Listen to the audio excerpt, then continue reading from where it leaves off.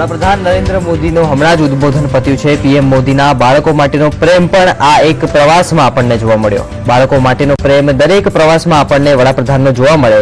ચાહે ભારતભરમાં ક્યાંય પણ પ્રવાસ કરતા હોય ત્યારે બાળકોને સવિશેષ તે મળતા હોય છે।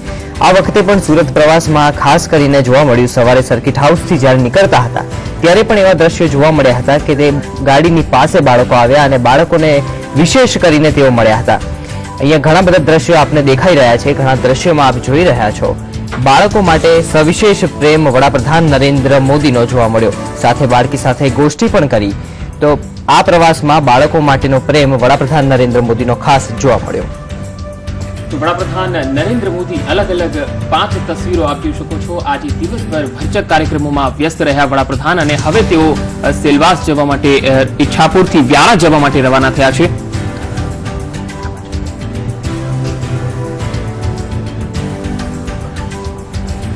તો ખાસ કરીને આજે સુમુલ ડેરીના 400 કરોડના પ્રોજેક્ટનું લોકાર્પણ કર્યું। આજે તેમણે ઉદ્ઘાટન કર્યું અને અહીં તેમણે સંબોધન પણ કર્યું હતું। અહીં વિશાળ જનમેદની જોવા મળી હતી। ત્યારબાદ તેઓ 156 કરોડની હાઈટેક કેટલ ફીડ ફેક્ટરી છે તેનું નિરીક્ષણ પણ કરવા પહોંચ્યા હતા।